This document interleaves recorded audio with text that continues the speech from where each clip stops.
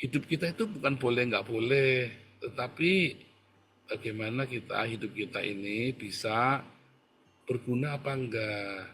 Terus untuk apa sih kita melakukan itu? Siapa yang dirugikan, siapa yang diuntungkan?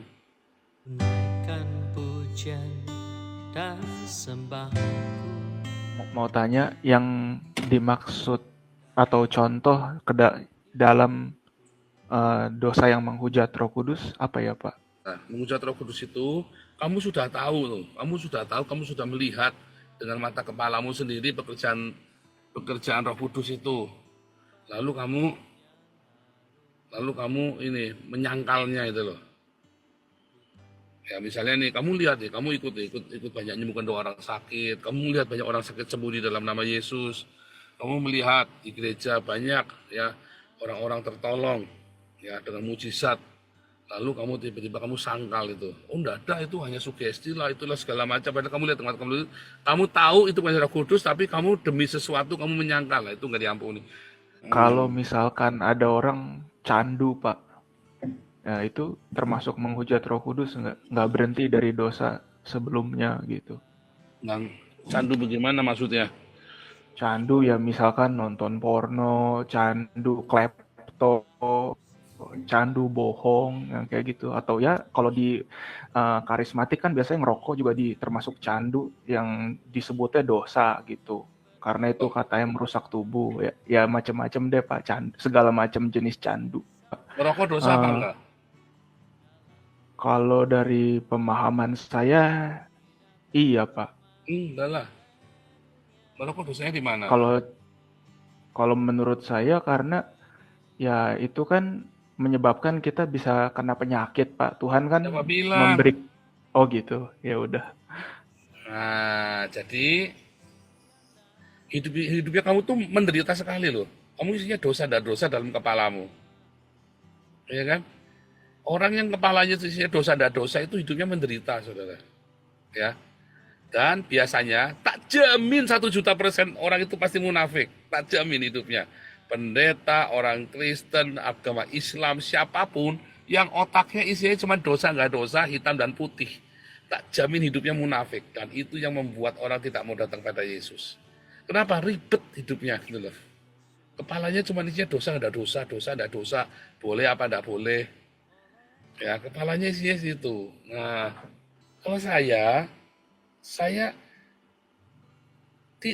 tidak akan bilang dosa dan dosa lagi. Tetapi apa? Berguna apa enggak? Kehendak Tuhan apa bukan?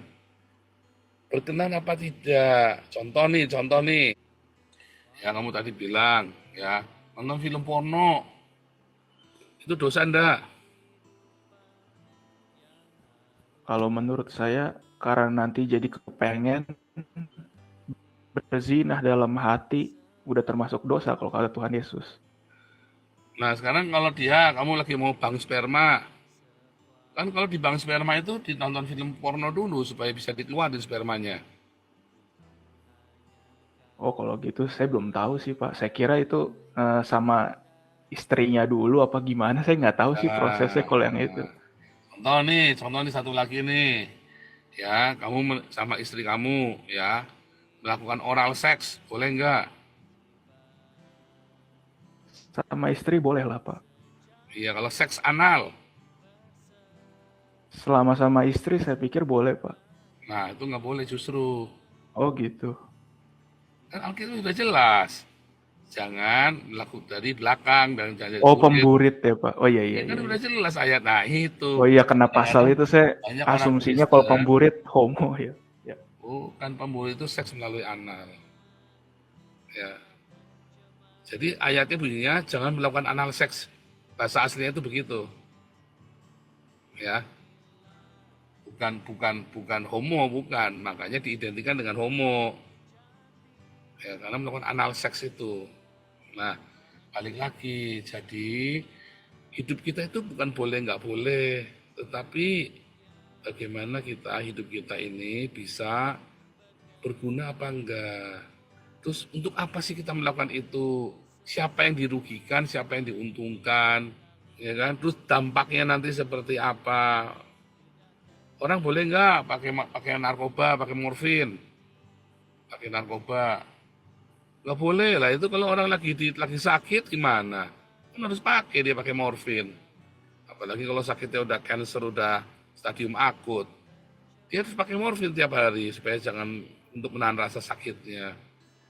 Nah, jadi hidupnya jangan boleh nggak boleh ya. Tapi kalau ada pilihan yang lebih baik, yang bisa lebih bertanggung jawab, seks yang bertanggung jawab, penggunaan obat-obatan yang bertanggung jawab. Jadi bukan masalah dosa ndak dosa. Menderita hidupnya nanti kamu pakai dosa ndak dosa. Ya. Anu Pak, anu tadi soalnya yang saya tanyakan konteksnya candu Pak, candu Iya. rokok. Nah Ya. iya, candu rokok kan hubungannya dengan Roh Kudus apa hubungannya dengan mujizat Roh Kudus? Oh, karena saya dengar pengajarannya, maksudnya kan itu kayak merugikan tubuh, udah dibilang Nah iya kan jangan. kan nggak diampuni, berarti dia gara-gara dia ngerokok terus masuk neraka begitu. Ya, makanya saya juga bingung sih Pak Sen, makanya nanya kayak Makanya tadi itu loh apa? hubungannya Mungkin Roh dia Kudus kan menghujat Roh Kudus jadi diampuni, menghujat anak manusia diampuni, menghujat Roh Kudus lalu gara-gara merokok dia masuk neraka gitu nggak diampuni dosanya. Padahal banyak orang merokok yang hidupnya lebih baik daripada pendetanya loh yang nggak merokok. ya, Wah itu Tuhannya nggak bener tuh kalau begitu tuh. ya katanya soalnya ya mungkin dia takut-takuti ya Pak ya. Dia bilangnya karena kan Tuhan udah memberi kesehatan, kok nggak bertanggung jawab sampai bisa. Kalau candu kan berarti ada kena ginjal, apa darah Ya, tinggi, kanker paru-paru dan lain sebagainya gitu katanya. namanya mencandu rokok itu sehari minum apa ngerokok satu pak sehari dan nyandu itu termasuk. Tapi umurnya lebih panjang daripada yang nggak ngerokok. Gimana tuh? Iya kan? Coba kamu lihat Hmm. kamarnya orang yang merokok, nggak ada lalatnya. Tapi kamarnya orang yang nggak ngerokok, lalatnya banyak. Coba deh. Itu saya sudah eksperimen waktu kos. Saya kan nggak merokok, teman-teman kos saya merokok semua. Ya, jadi Oh, jangan kalau sampai hidup eh, kita dipakai boleh ndak boleh hitam dan putih. Karena hidup itu ada warnanya, ya bukan hitam dan kalau putih. kalau dari yang saya lihat, nggak tahu Pak kebetulan atau enggak, itu kakek saya candu gitu. Memang sih umurnya panjang gitu Pak. Cuman panjang tapi sakit-sakitan gitu. Kayak TBC begitu Pak. Nah kalau TBC itu bukan karena rokok loh. Oh bukan, ya udah. Nah itu kan. Orang yang merokok itu banyak yang lebih sehat daripada orang yang tidak merokok loh. Ngapa? Ya kan? Orang yang merokok itu begitu berhenti merokok dia gemuk badannya, ya kan? Dan bisa obesitas. Aneh ya. Satu lagi nih, Anda kalau kena tremor, tangannya gini ya, penyakit tremor yang getar-getar gini. Terus kamu ganja, berhenti tuh tremornya tuh. Ya kan? Nah, itu jadi mitos-mitos itu. Kita ini di framing sama sama mitos-mitos yang seperti itu. Tapi bukan berarti Anda terus, oh kita aku tak mengganja. Ya terserah. Aku tak sapu-sapu, ya terserah. Tetapi saya tidak akan sentuh. Kenapa? Karena saya sudah tahu orang yang sudah masuk ke sana nggak bisa keluar. Gitu. Jadi itu bukan masalah menghujat Roh Kudus, bukan. Itu adalah masalah tanggung jawab dalam kehidupan. Saya memilih yang ini. Loh, kalau ngerokok juga saya coba, ya nggak apa-apa, tapi saya nggak mau. Jadi kita kepalanya jangan hitam putih, dosa tidak dosa. Pendeta yang masih begitu tak jamin hidupnya munafik. Tak jamin itu. Ya, yang selalu ngomongnya dosa dan dosa itu segala macam, hidupnya munafik akhirnya.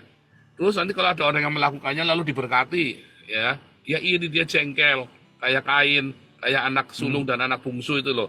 Anak sulungnya di rumah, anak bungsunya apa minggat, prodigal son itu, anak bungsunya nakal, terus pulang, anak sulungnya jengkel. Kok itu anak nakal kok kamu kok diterima? Saya yang baik-baik saja. Nah, akhirnya begitu tuh. Ya sindrom anak bungsu dengan anak sulung di Alkitab itu Lukas 15. Nah, itu begitu. Saya mah menikmati sih hidupnya ya. Kenapa saya tidak ke pelacuran? 99% kamu pergi ke pelacuran pasti kena penyakitnya. Iya kan? Hmm. Minimum duitnya habis. Ya kan? Habis itu kan terus ada banyak sekali masalah-masalah yang lain. Jadi kenapa saya tidak merokok? Ya kan? Saya tidak anti rokok, tapi saya nggak suka, kayak gitu aja. Itu bre, jadi itu pilihan hidup. Saya tidak anti rokok ya, balik lagi ya, saya tidak anti. Ya, tetapi saya keberatan kamu merokok di dalam rumah karena baunya lama hilangnya. Itu bre. Jadi hidupnya jangan Iya, Pak. masalah nyandu nggak nyandu itu aduh kamu tuh itu tanggung jawab dia pribadi dengan hidupnya. Bukan urusan Roh Kudus, bukan. Ya, Oh, bukan. soalnya katanya kan sudah diingatkan oleh Roh Kudus melalui khotbah, kok masih candu juga alibi Bukanlah itunya sih apa mungkin yang apa mungkin yang khotbah aja dasarnya. alasannya itu ya. Yang khotbahnya hidupnya nggak lebih baik Oh daripada yang gitu ya, rokok. Pak. Yang khotbah itu hidupnya belum tentu lebih baik daripada yang kecanduan rokok. Itu bre ya. Ya udah, Pak, ya. Jadi jangan Makasih. jangan deket-deket pendeta yang dikit-dikit boleh nggak boleh bre. Oh iya, Pak. Itu Ya pendeta udah, nggak enak makasih banget ya, Pak. pokoknya dijamin. Saya jamin itu pendeta nggak enak banget itu. Inilah ibadahku yang sejati, persembahanku siang dan